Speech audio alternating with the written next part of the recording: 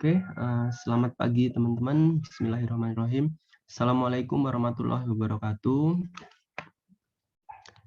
Waalaikumsalam Waalaikumsalam warahmatullahi wabarakatuh. Waalaikumsalam warahmatullahi wabarakatuh. Selamat pagi ya teman-teman. Semoga teman-teman semua dalam keadaan sehat walafiat. Amin. Karena ini materi kita masih cukup banyak gitu ya untuk KP-nya. Maka langsung kita mulai saja terkait dengan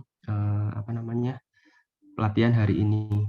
Insya Allah ini hari keempat, jadi tinggal nanti menyelesaikan KP, pengawasan, role playing, evaluasi, dan penutupan. Nah, sebelum kita lanjutkan ke yang blok 4.2 KP, perlu saya sampaikan terkait kemarin yang menanyakan terkait kelompok tani. Ya. Kelompok tani ini ada jawaban kalau misalnya kelompok tani itu tanpa pendaftaran dan anggotanya langsung terdaftar gitu ya, ujuk-ujuk langsung terdaftar seperti Korfri gitu ya, OSIS itu kan langsung terdaftar, itu nggak masuk sebagai organisasi. Kemudian kalau misalnya kelompok tani itu komoditas khusus, misal horti atau buah, dan harus mendaftar dulu jadi anggota, ini masuk organisasi gitu nggih. Ini saya bacakan jawabannya.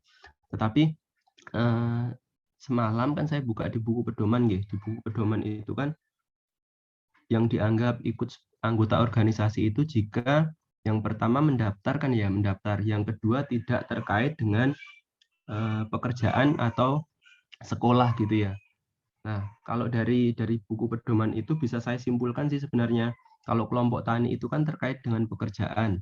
Jadi itu tidak masuk gitu nggih. Meskipun ini tadi di jawabannya kalau misalnya yang kelompok tani seperti horti, buah yang harus daftar dulu ini kan dianggap masuk. Cuman kalau dari konsep yang terkait dengan pekerjaan atau sekolah itu tidak masuk. Kemudian yang kedua terkait dengan makanan pokok. Makanan pokok itu adalah yang penting makanan utama nggih. Makanan utama yang biasa dikonsumsi oleh rumah tangga tersebut. Jadi bukan sebatas camilan saja gitu. Jadi kalau memang makanan pokok dia berupa misalnya pisang rebus, ya itu bisa dianggap makanan pokok dan syaratnya itu harus mengandung karbohidrat ya. Jadi makanan utama gitu ya, bukan selingan, bukan camilan gitu. Kemudian untuk yang lauk pauk itu kemarin batasannya yang penting mengandung protein tinggi gitu ya, lauk pauk yang mengandung protein tinggi. Jadi kalau saya baca di buku pedoman pada akhirnya adalah mengacu ke tahu tempe, kemudian kacang-kacangan dan produk olahannya ya, karena itu yang protein tinggi untuk yang nabati. Jadi nanti kalau ada pertanyaan yang terkait dengan campuran-campuran gitu ya, makanan yang dicampur, misalnya tahunya dicampur ke sayur gitu ya, itu dilihat lagi saja.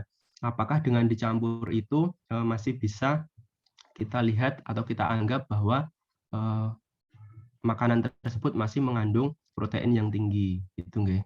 Jadi contohnya misalnya kemarin perkedel campurannya kan telur. Tapi telurnya itu perbandingannya seberapa gitu kalau dibandingkan dengan kentang dan lain-lain gitu. Kalau misalnya telurnya itu pada akhirnya tidak bisa memberikan konsumsi protein yang tinggi, berarti itu tidak perlu dicacah. Artinya ketika makanan tersebut masih kita anggap bisa memberikan protein yang tinggi, maka itu masuk sebagai lauk pauk. Itu nggih terkait beberapa pertanyaan yang kemarin. Kemudian kita lanjutkan ke blok 4.2. Oh iya, satu lagi untuk yang pertanyaan Pak Alip ya, kalau nggak salah ya, yang terkait dengan binatang peliharaan gitu ya, binatang peliharaan. Itu kemarin penjelasan saya mungkin kurang lengkap gitu. Jadi memang kalau memang tujuannya untuk hobi gitu ya, jadi kita garis besarnya tujuan. Kalau tujuannya hobi atau kesenangan, memang masuknya nanti di 295 ya, kalau nggak salah ya, pengeluaran untuk pemeliharaan tanaman dan binatang gitu ya. Tetapi ketika ada peliharaan ya, tetapi tujuannya itu untuk konsumsi, itu nanti masuknya di blok 5 itu nggih. Jadi masuknya nanti di blok 5.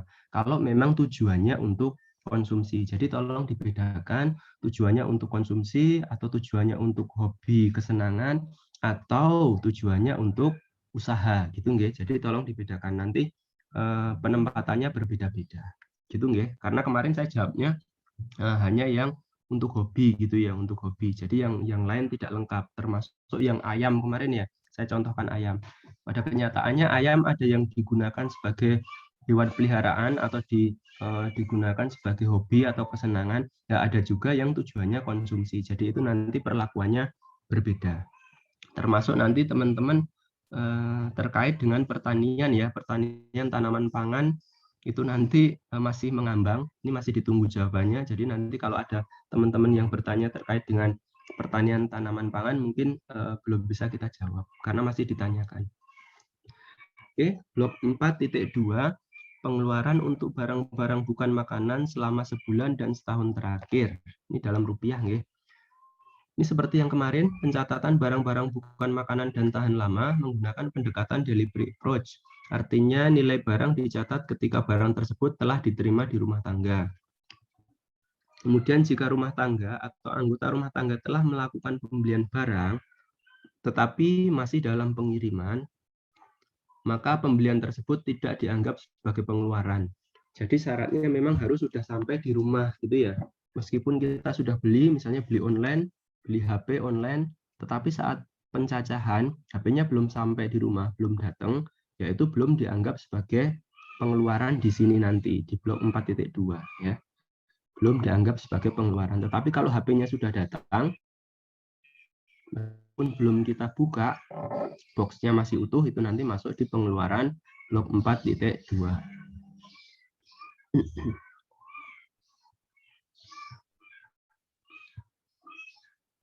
Kemudian jika rumah tangga atau anggota rumah tangga menggunakan barang yang dibeli secara kredit, ya kredit, meskipun saat pencacahan rumah tangga tersebut belum melunasi pembayarannya, itu tetap dianggap pengeluaran, ya. Pengeluaran yang dicatat di blok 4.2 untuk pembelian barang secara kredit adalah harga barang tersebut jika dibeli secara cash atau tunai. Jadi misalnya kita ngutang gitu ya, ngutang HP harganya kalau misalnya aslinya itu 2 juta gitu ya, tapi karena kita kredit, kita hutang, kita bayar 1 juta dulu, 1 jutanya nanti dicicil. Nah, nanti yang ditulis di blok 4.2 ini yang 2 jutanya ini harga cashnya gitu, bukan yang 1 jutanya.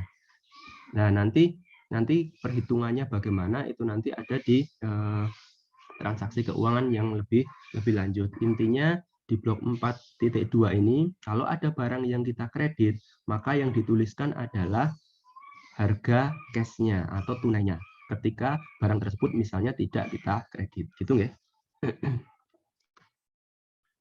Kemudian responden yang membeli barang di bawah harga pasar karena bantuan itu dianggap membeli sesuai dengan harga pasar. Bantuan hanya dapat dilakukan oleh pemerintah atau lembaga non-profit langsung ke rumah tangga. Artinya ketika kita membeli barang di pasar, misalnya ya beli beras, dari siapa namanya pedagangnya itu dapat bantuan di korting gitu ya.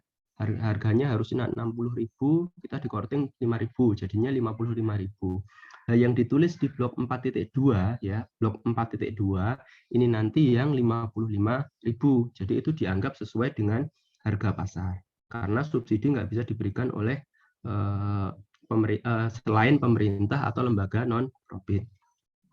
Kemudian pencatatan nilai untuk pembelian barang diskon, ya, barang yang didiskon adalah sesuai dengan harga yang dibayarkan, ya, bukan harga sebelum didiskon. Jadi artinya ketika kita beli sepatu gitu ya, sepatu harga awalnya 400.000, ternyata kena potongan ya diskon jadi 300.000.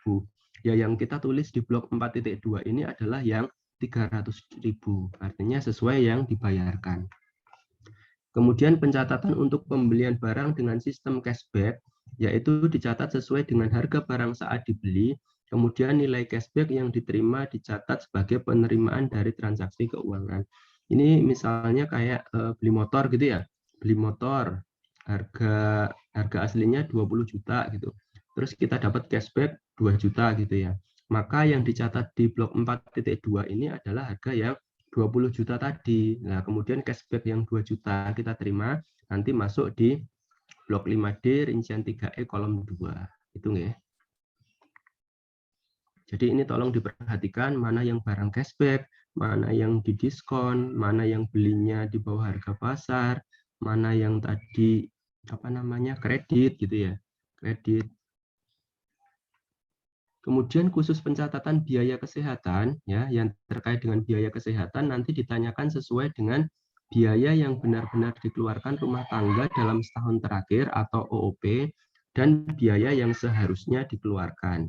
Jadi kalau yang OOP itu yang benar-benar real gitu ya, real kita keluarkan, atau nanti yang biaya yang seharusnya dikeluarkan. Jadi keduanya nanti masuk dalam klasifikasi untuk biaya kesehatan. Kalau yang OOP itu biasanya ada di kolom 3 nih, kolom 3 gitu. Yang OOP itu di kolom 3. Jadi kalau OOP-nya terisi gitu ya, di kolom 3 seharusnya di kolom 4-nya juga terisi, atau di kolom 5-nya harus terisi gitu nggih. Tapi kalau kolom 4 atau 5-nya terisi, OOP-nya belum tentu terisi. Kemudian ini untuk blok 4.2a, perumahan dan fasilitas rumah tangga, rincian 190 191. Jika rincian 190 berkode 1 ya milik sendiri atau 4 bebas sewa, maka rincian 191 harus terisi. Jadi kalau 190-nya milik sendiri atau bebas sewa, maka 191-nya harus terisi. Perkiraan sewa rumah sebulan terakhir diisi sesuai dengan harga sewa yang berlaku di daerah setempat. Kemudian jika rincian 190 berkode 2 atau kontrak, maka rincian 192 harus terisi. Jadi disesuaikan nggih, 190 yang terisi di mana, nanti disesuaikan dengan 191 sampai 194. Nilai kontrak sebulan terakhir dihitung berdasarkan nilai dari lama jangka waktu kontrak kondisi sebulan terakhir. Kemudian jika rincian 190 berkode 3 atau sewa, maka rincian 193 harus terisi. Jadi disesuaikan ya, seperti yang saya sampaikan di awal. Lihat 190, kemudian nanti sesuaikan di 191, 192, 193, atau 194. Nilai sewa sebulan adalah nilai sewa yang berlaku di daerah tersebut. Nilai sewa sebulan terakhir dihitung berdasarkan nilai dari sewa kondisi sebulan terakhir.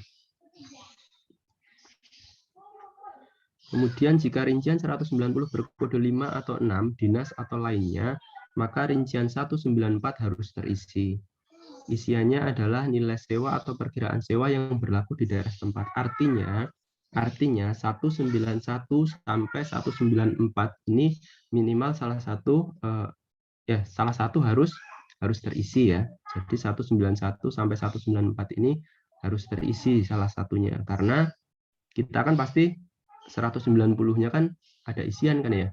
Karena kalau 190 ada isian, otomatis 191 sampai 194 harus terisi salah satunya. Rumah tangga yang menyewa rumah milik saudara atau kerabat dengan harga yang lebih rendah dari harga yang berlaku di daerah setempat, ya, tetap dianggap membayar sewa rumah sebesar harga sewa yang berlaku di daerah setempat. Selisihnya nanti dianggap sebagai penerimaan transfer, masuk di 5D, rincian 1, kolom 2. Jadi contohnya misalnya kita ngekos di rumah keluarga sendiri ya, di rumah saudara kita. Harga ngekos sebulan itu seharusnya 1 juta gitu ya. Tapi karena sama saudara sendiri kita dikasihnya 500.000. Maka yang ditulis di sini nanti yang 1 juta. Kemudian selisihnya yang 500.000 tadi itu dianggap sebagai transfer. Jadi kita seolah-olah menerima transfer dari saudara kita dan masuk di 5D rincian 1 kolom 2. Pengeluaran untuk rumah tangga yang mengontrak atau menyewa rumah kurang dari 15 hari dianggap 1 bulan. Jadi meskipun dia ngontrak, meskipun cuma sehari, 2 hari, 3 hari, sampai 15 hari, itu tetap dianggap 1 bulan. Pencatatan pengeluaran perkiraan sewa rumah yang KRT-nya menempati rumah yang berbeda dengan rumah tangganya. Misalnya KRT yang mengontrak di tempat lain dan pulang kurang dari 6 bulan sekali ke rumahnya sendiri, tetap dicatatkan pada rincian yang sama sesuai dengan status bangunan tempat tinggal yang ditempati rumah tangganya. Pengeluarannya merupakan penjumlahan dari perkiraan sewa rumah yang ditempati rumah tangga dan pengeluaran untuk rumah yang ditempati KRT. Sementara itu perkiraan sewa rumah milik sendiri selama setahun terakhirnya juga dicatat pada blok 5C rincian 2 kolom 3. Artinya kalau misalnya KRT kan bisa saja dia merantau gitu ya, terus pulangnya kurang dari 6 bulan sekali. Yang seperti itu kan masih dianggap sebagai anggota rumah tangga. Jadi misalnya KRT tersebut kontrak per bulan 500.000, kemudian rumah tangganya yang di sini terkena sampel gitu ya, yang di Sragen atau di Wonosobo misalnya, itu kena sampel, perkiraan rumah milik sendirinya adalah 1 juta gitu ya. Maka nanti di rincian 190 ini terpilih milik sendiri kode 1 dan yang terisi di 191-nya itu dijumlahkan. 1 juta perkiraan rumah milik sendiri ditambah 500.000 untuk yang rumah kos dari KRT tadi. Kemudian untuk rincian 195 pengeluaran untuk pemeliharaan rumah dan perbaikan ringan ya, tidak termasuk pengeluaran yang sifatnya untuk memperluas, mengubah bentuk atau meningkatkan kualitas bangunan. Kemudian listrik, besarnya pemakaian listrik dicatatkan dalam satuan KWH. Jika rumah tangga menggunakan listrik PLN, besarnya pemakaian listrik sebulan dapat dilihat dari rekening bulan terakhir. Rumah tangga yang menggunakan listrik dengan tenaga surya atau listrik non-PLN, maka banyaknya pemakaian listrik diperkirakan KWH-nya dicatat di rincian 196. Sementara itu pengeluarannya diperkirakan sesuai dengan harga per KWH terendah, dicatat di rincian 197. Kemudian rincian 198, 199, rincian ini harus terisi apabila rumah tangga menggunakan air dari PAM, membeli dari pedagang keliling, atau mengeluarkan biaya untuk kebutuhan air rumah tangganya. Air yang berasal dari sumur atau pompa sendiri tidak perlu diperkirakan nilainya. Apabila rumah tangga responden mendapatkan air dari tempat lain dan tidak membayar, tetapi hanya membayar ongkos angkut atau iuran, maka yang dimasukkan pada rincian 199 adalah ongkos angkut atau iuran tersebut.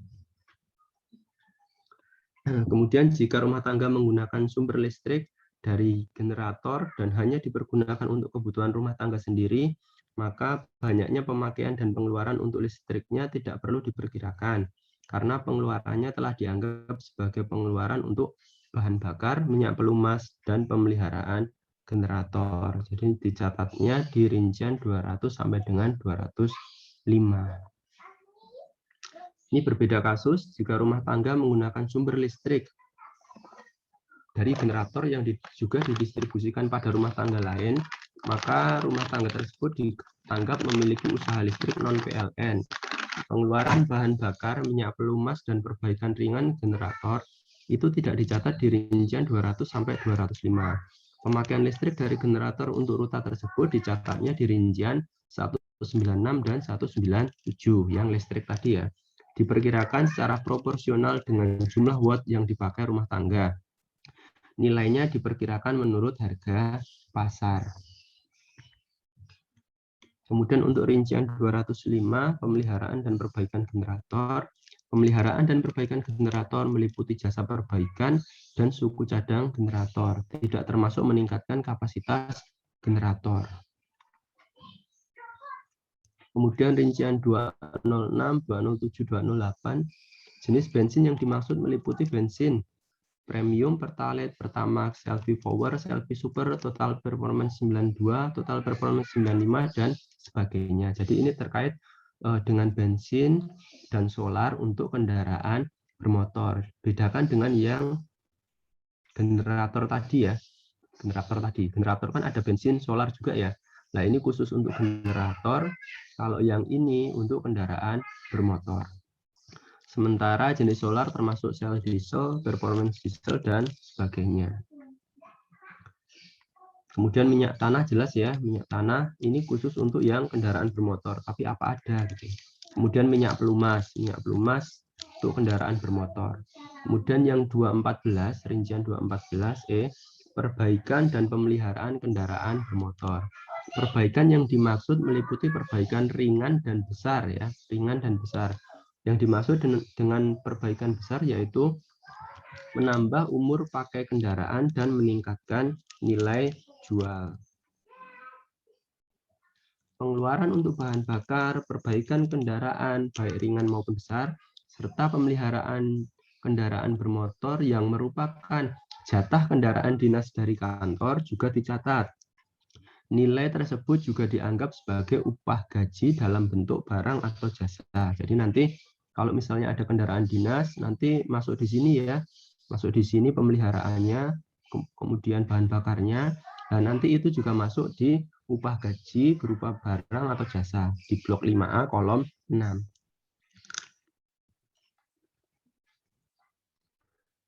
Kemudian bahan bakar untuk keperluan lainnya. Nah, ini untuk keperluan lainnya.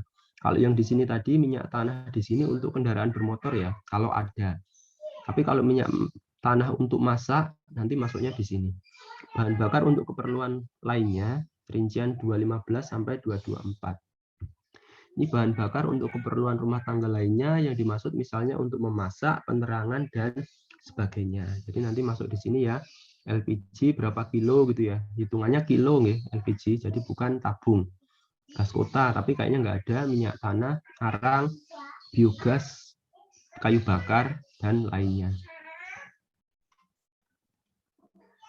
Untuk LPG, konsumsinya dihitung dengan pendekatan consumption approach, ya, sama dengan yang makanan kemarin. Jadi sama dengan yang bahan makanan, bahan minuman, makanan minuman jadi, dan rokok.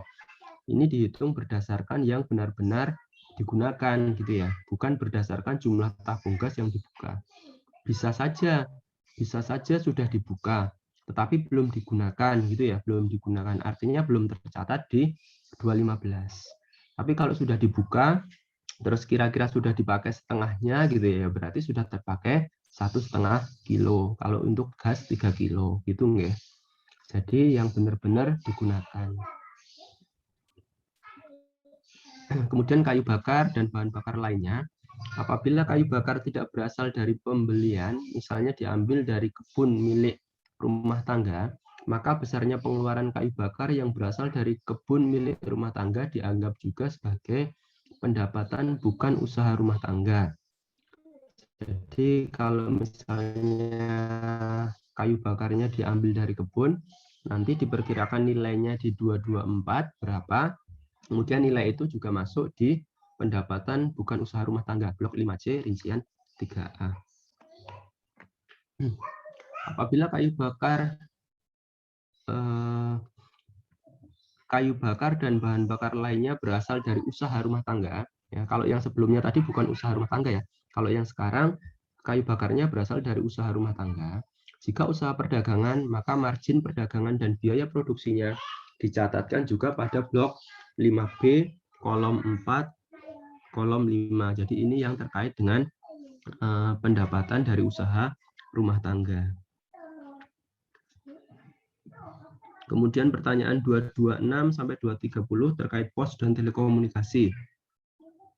Khusus untuk penggunaan internet gratis yang tidak dapat diperkirakan, itu tidak perlu diimputasi. Contoh mengakses internet menggunakan WiFi gratis di fasilitas umum. Pulsa HP yang dimaksud adalah pengeluaran pulsa dari seluruh nomor HP yang aktif untuk masing-masing anggota rumah tangga, meliputi pengeluaran pulsa prabayar maupun pasca bayar selama sebulan terakhir. Untuk rincian 230, tuliskan nama barang pada titik-titik yang disediakan dengan huruf kapital. Jadi untuk pulsa HP, ini dari seluruh anggota rumah tangga, bukan hanya yang diwawancarai atau bukan hanya KRT-nya, jadi semuanya. Baik itu yang prabayar maupun pasca bayar. Kalau misalnya satu orang menggunakan 2 HP, dua-duanya diisi pulsa, ya dua-duanya dihitung juga. Kemudian blok 4.2B, aneka barang dan jasa. Pencatatan nilai barang-barang bukan makanan habis pakai dilihat dari kemasan yang telah dibuka. Pengeluaran untuk masker sekali pakai dicatatkan pada rincian 238. Ini yang masker sekali pakai di 238. Barang lainnya, misalnya tisu, pampers, kantong plastik, tali, kemudian tusuk gigi, cotton bud, kapur barus, tusuk sate, dan sebagainya. Termasuk juga barang yang digunakan sebagai penolong memasak sehari-hari seperti daun pisang dan daun kelapa atau janur. Jadi kalau habis pakai, itu dilihat dari kemasan yang sudah dibuka gitu.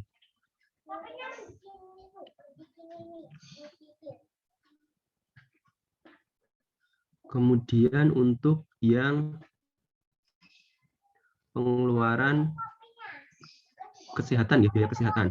Pengeluaran untuk biaya kesehatan pada kolom 3, nah seperti saya sampaikan di awal, kolom 3 itu merupakan pengeluaran out of pocket, artinya pengeluaran yang benar-benar dikeluarkan oleh rumah tangga tersebut, gitu ya, real dikeluarkan ya. Tapi kalau kolom 4 atau kolom 5 itu bisa real dikeluarkan atau yang seharusnya dikeluarkan. Seharusnya dikeluarkan itu misalnya kita dibayari sama orang gitu ya, dibelikan obat sama orang, atau dibayari BPJS, atau dibayari kantor. Nah, itu termasuk yang seharusnya dikeluarkan. Jadi nilainya tetap dicatat nanti. Pengeluaran untuk biaya kesehatan pada kolom 5 merupakan semua biaya yang dikeluarkan oleh rumah tangga, termasuk biaya yang dibayarkan oleh pihak lain atau pihak ketiga seperti keluarga, tetangga, teman, kantor, asuransi, dan lain-lain. Keluarga yang dimaksud di sini adalah yang bukan anggota rumah tangga ya, bukan anggota rumah tangga. Kalau dia masuk satu anggota rumah tangga ya, berarti pengeluaran di sini di out of pocket-nya di kolom 3. Total pengeluaran untuk kesehatan pada kolom 5 belum tentu sama dengan total pengeluaran untuk kesehatan pada kolom 3. Jadi kalau kolom 3-nya ini terisi, kolom 5-nya pasti terisi. Kalau kolom 5-nya terisi, belum tentu kolom 3-nya terisi. Gitu nggih. Out of pocket adalah pengeluaran yang benar-benar langsung dikeluarkan oleh rumah tangga untuk pelayanan kesehatan, termasuk biaya konsultasi dokter, pembelian obat, retribusi pelayanan kesehatan, ataupun pengobatan alternatif atau tradisional, uang gratifikasi atau pembayaran dalam bentuk barang kepada praktisi kesehatan atau fasilitas kesehatan. Pembayaran secara OOP termasuk jika menggunakan kartu debit, kartu kredit, atau uang yang berasal dari pinjaman atau hutang. Apabila biaya ditanggung oleh pihak ketiga secara cuma-cuma dengan cara melunasi langsung ke kasir, seperti keluarga, tetangga, teman, kantor, asuransi, dan lain-lain, maka tidak termasuk dalam OOP. Jadi yang membayarkan adalah orang lain. Kemudian biaya rawat inap ini tidak termasuk biaya untuk makan minum selama anggota rumah tangga dirawat. Jadi nanti kalau misalnya dikasih makan minum di rumah sakitnya gitu ya, itu nggak dihitung di biaya rawat inap. Tapi nanti masuk di pengeluaran makan minum gitu nggih.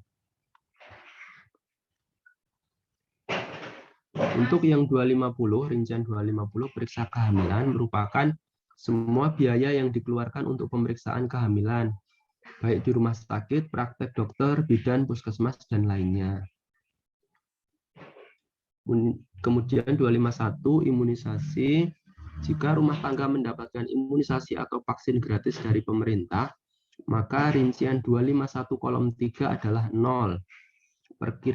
Perkiraan harganya dicatatkan pada rincian 251 kolom 5, kemudian nilainya juga ditambahkan pada blok 5D rincian 1 kolom 2. Artinya kita dapat transfer nggih. Out of pocket-nya nggak ada, kemudian perkiraan biayanya ada, kemudian kita seolah-olah dapat, bukan seolah-olah, kita dapat transfer. Jadi masuknya di 5D rincian 1 kolom 2. Pengeluaran untuk hand sanitizer dicatatkan di rincian 254.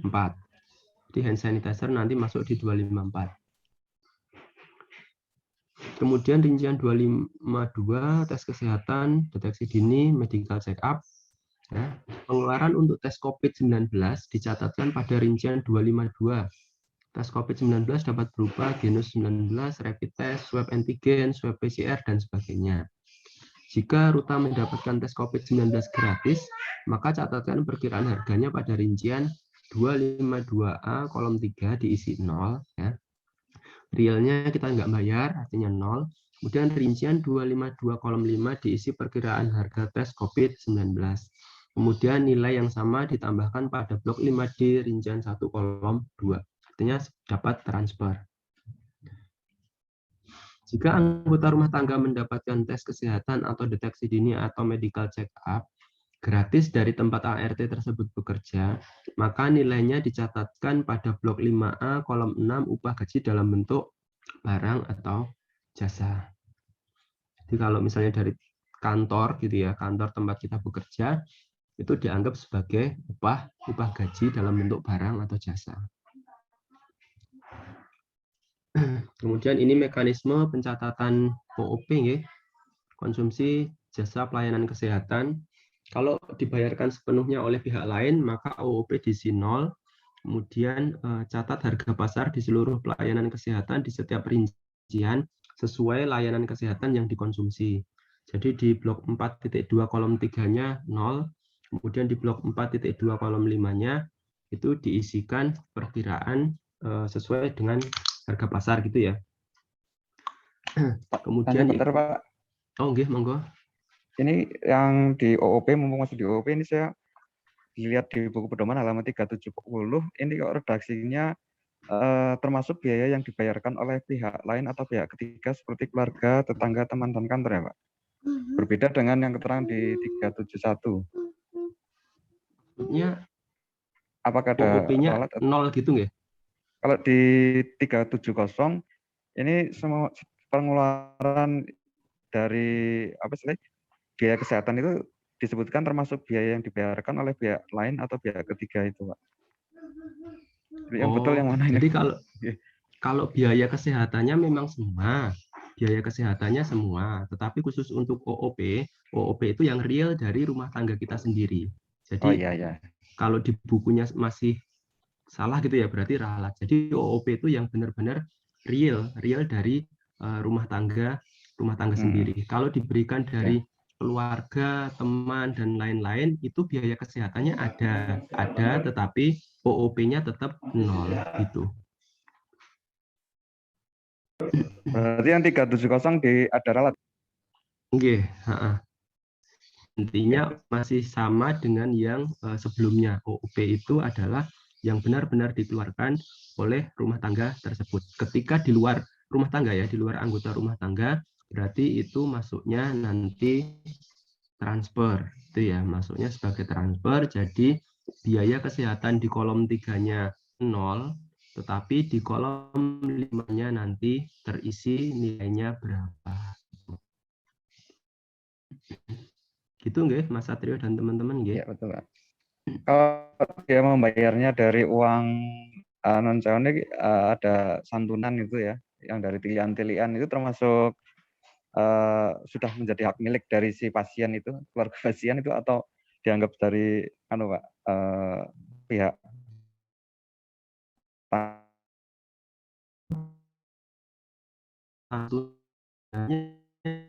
membayarkan nggih, tidak membayarkan itu gitu.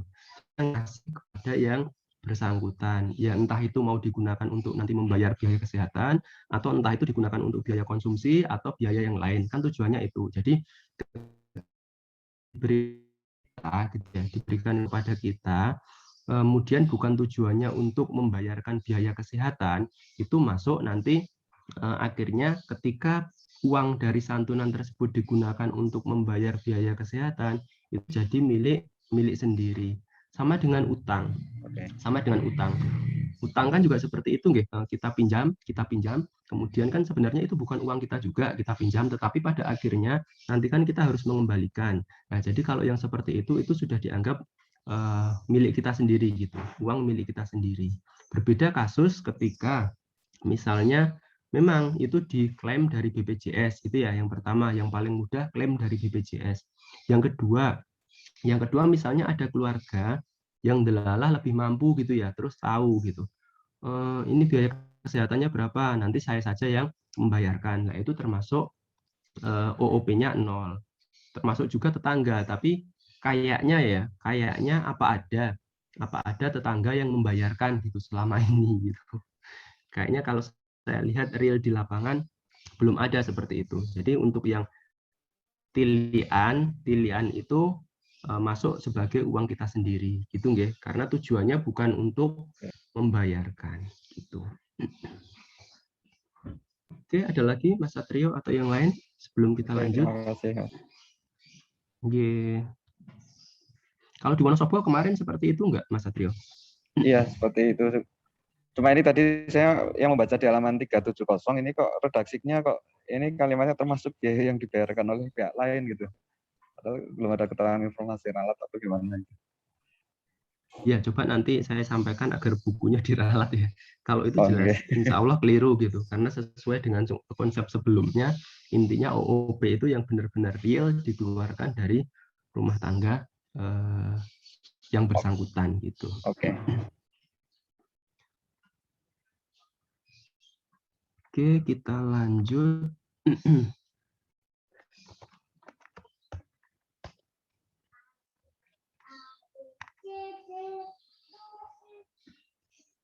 Tadi halaman berapa, Mas? 370, Pak. Satrio? 370 itu. 370 yang kalimat 5 dari bawah itu.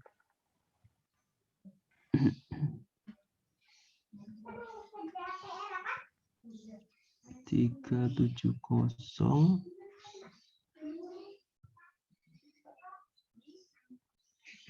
Bentar ya, saya tak buka juga.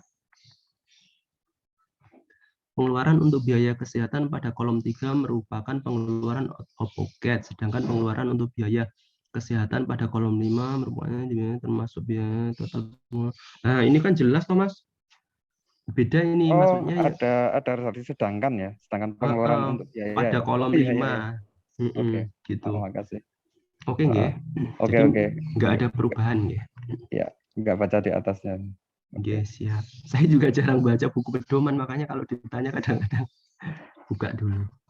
Oke, kita lanjutkan.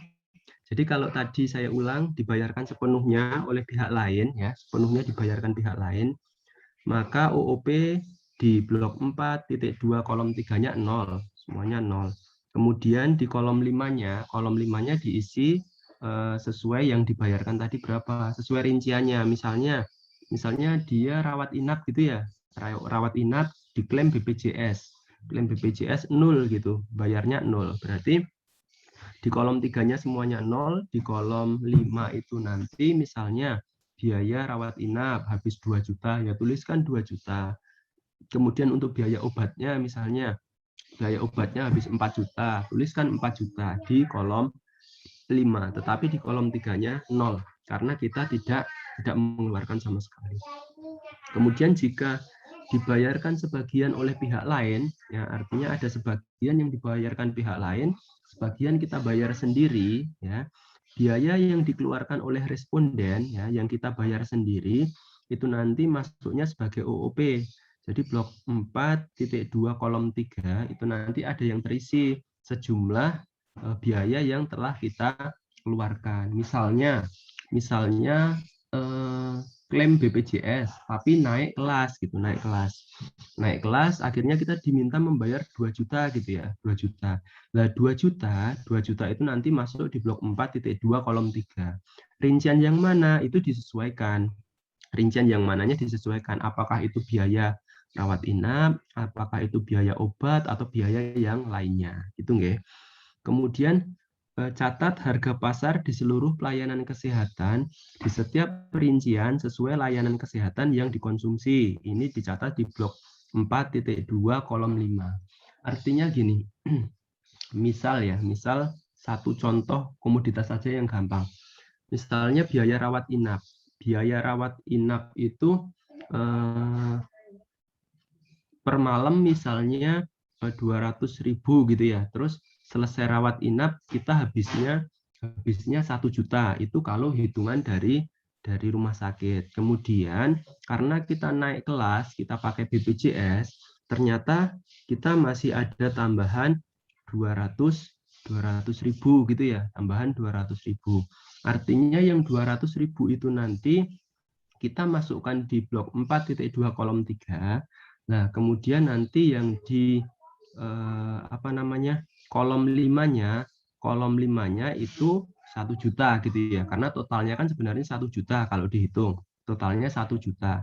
Tetapi karena BPJS tadi dan naik kelas, kita masih kena selisih 200.000. Jadi 200.000-nya di kolom 3, 1 jutanya itu di kolom 5. Gitu nggih. Jadi hati-hati, jangan dianggap sama gitu. Ketika kolom 3-nya terisi 200.000, pasti kolom 5 200.000. Enggak gitu nggih, teman-teman nggih. Tidak seperti itu. Jadi nanti disesuaikan dengan kondisi di lapangan. Tapi bisa jadi seperti itu ya, bisa jadi seperti itu misalnya ini biaya mengobati sendiri. Misalnya kita beli obat setahun atau sebulan ya? Saya lupa. Kalau misalnya setahun ya, beli obat setahun terakhir itu habis 2 juta gitu ya. 2 juta untuk rumah tangga tersebut. Itu real, kita beli memang 2 juta. Maka nanti di kolom 3-nya 2 juta, kolom 5-nya juga 2 juta. Ketika tidak ada pembelian obat yang di luar itu. Gitu nggih, teman-teman ya. Kemudian jika dibayarkan sendiri sepenuhnya ya. Dibayarkan sendiri sepenuhnya, maka biaya yang dikeluarkan oleh responden itu dicatat sebagai OOP, masuk di blok 4.2 kolom 3. Kemudian catat harga pasar di seluruh pelayanan kesehatan di setiap rincian sesuai layanan kesehatan yang dikonsumsi. Di blok 4.2 kolom 5.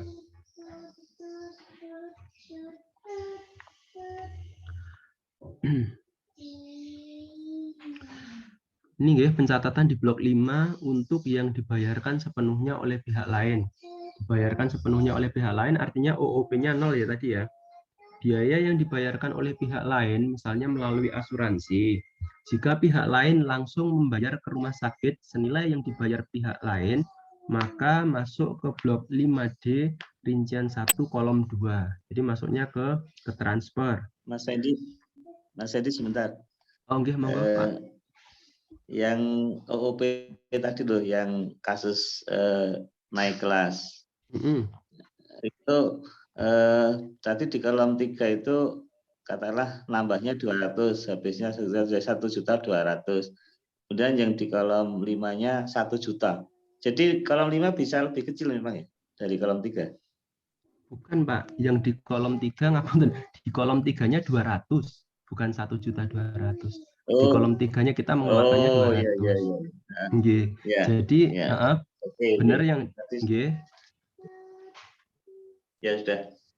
Oh, nggih. Terima kasih. Benar yang disampaikan Pak Sudarmanto. Jadi nanti kolom 3 itu tidak boleh lebih besar dari kolom 5 nggih. Tidak boleh lebih besar dari kolom 5. Kalau sama boleh, tapi kalau lebih besar tidak boleh. Jadi kalau contoh saya tadi karena naik kelas itu kita nambah 200 gitu ya, nambah 200, akhirnya yang 200 itu kan kita bayarkan sendiri masuk di kolom 3. Kemudian yang di kolom 5 karena ketika tanya ke rumah sakit sebenarnya total yang kita bayarkan tuh seharusnya berapa gitu kan. Berarti 1 juta gitu ya. Berarti di kolom 5-nya 1 juta. Artinya kita dapat subsidi atau dapat transfer dari pemerintah itu dari BPJS itu 800.000. Gitu nggih. Bisa dipahami atau masih bingung? Gimana teman-teman? Bisa dipahami? Ya. Jadi kenapa bukan 1.200.000 gitu nggih? Kenapa di kolom 5 bukan 1.200.000? Karena kita tanya ke rumah sakit kan totalnya adalah 1 juta. total dari biaya sakit kita itu adalah 1 juta. Makanya di kolom 5 1 juta. Sedangkan di kolom 3 itu 200.000. Artinya kita dapat transfer dari BPJS tersebut sebesar 800.000 rupiah gitu. Oke, kita lanjut dulu nggih. Kemudian jika pihak lain melalui responden, maka senilai harga pasar seluruh biaya perawatan itu masuk di blok 5D rincian 3A kolom 2. Kemudian senilai yang dibayar pihak lain ini masuk di 5D rincian 1 kolom 2. Kemudian untuk senilai yang dibayarkan pihak lain juga masuk di blok 5D rincian 3A kolom 4. Kemudian biaya yang dibayarkan sembari dilihat kuesioner nggih, biar enggak membayangkan gitu, biar enggak membayangkan. Jadi sembari dilihat kuesioner jadi nanti lebih mudah. Biaya yang dibayarkan oleh pihak lain melalui pemberi kerja gitu ya. Jika pihak lain langsung membayar ke rumah sakit, senilai yang dibayarkan pihak lain masuk di blok 5A kolom 6. Jadi seolah-olah dia digaji gitu ya, seolah-olah gaji berupa barang atau jasa. Kemudian jika pihak lain melalui responden, maka senilai harga pasar seluruh biaya perawatan itu masuk di blok 5D rincian 3A kolom 2. Kemudian senilai yang dibayarkan pihak lain masuk juga di blok 5A kolom 5. Kemudian senilai yang dibayarkan pihak lain masuk juga di blok 5D rincian 3A kolom 4. Kemudian jika responden peserta asuransi, maka pembayaran premi asuransi per bulan itu masuk di blok 4.2 rincian 301 dan blok 5D rincian 3A kolom 2. Ini kalau nggak salah mengambil tabungan nggih. 5D rincian 3A kolom 2 apa teman-teman? Tabungan. Tabungan nggih, kalau nggak salah mengambil tabungan.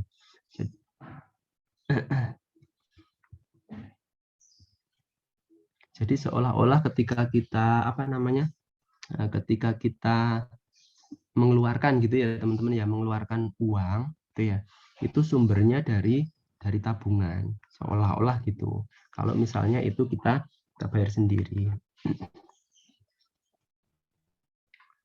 Kemudian pencatatan di blok 5 untuk yang dibayarkan sebagian oleh pihat lain. Yang pertama OOP yang dibayar responden. Ini jika berasal dari tabungan, maka senilai OOP tadi masuk di 5D rincian 3A kolom 2. Itu ya, yang tabungan lagi ini kalau nggak salah.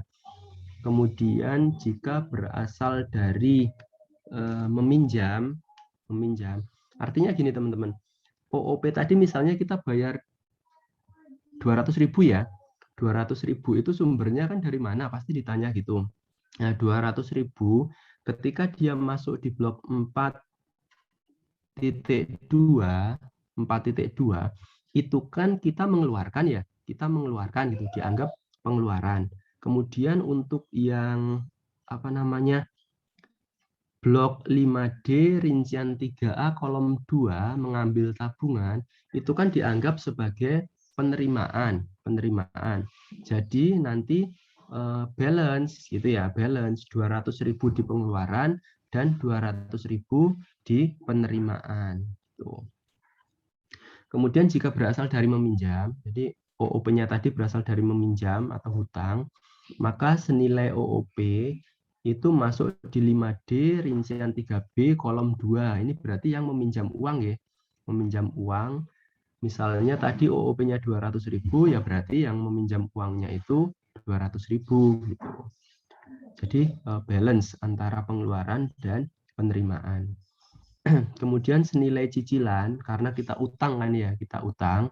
Senilai cicilan itu nanti masuk di blok 5D rincian 3B kolom 4. Ini kalau nggak salah membayar hutang gitu ya, membayar hutang.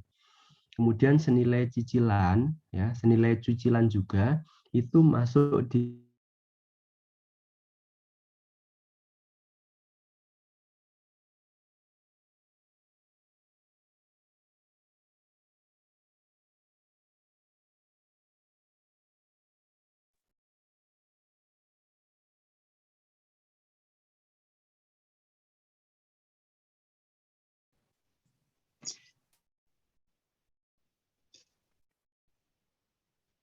Mas Mugi, apa yang terjadi? Mas Rifki sampai mana?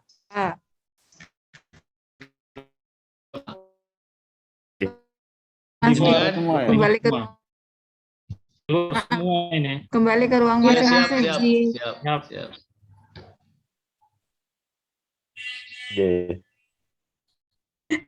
Ada argo belum lewat.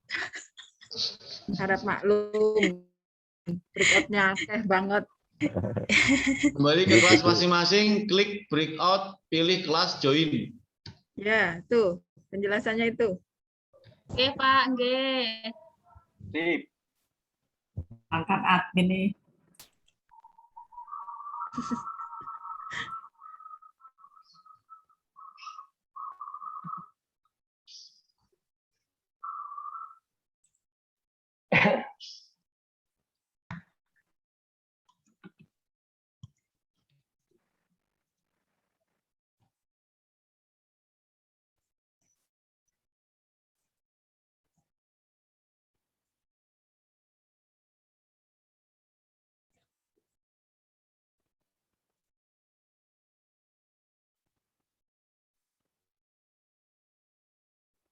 Breakout lagi. Ini padahal nggak, siapa lagi yang ngeklik ini? Nggak ngapa-ngapain. Nah, ada yang ngeklik close breakout lagi nih. Oh iya, ada yang nge-close lagi. Minta tolong dong, saya dibalikin. Sebentar ini ada ternyata kembali sebentar. Ini ada yang tangannya klik. Sebentar. Kelas U saya. Kelas U, Bu. Saya, Bu. Iya, sebentar. Karena ini kembali lagi sebentar, nggak bisa juga. Jadi pergi ya.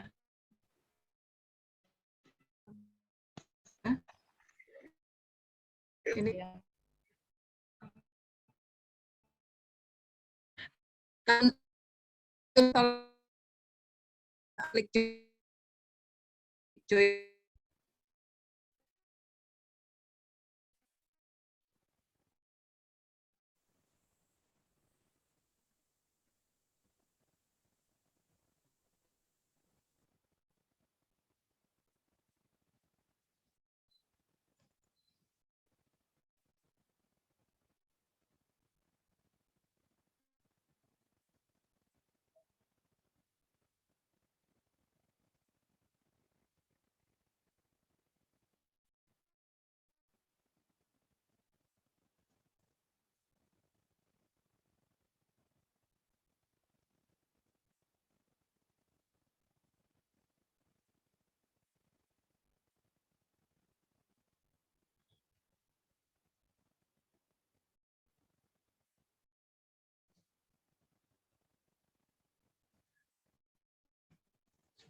Silahkan teman-teman klik breakout bagian bawah itu yang ada gambar kotak 4, terus cari kelas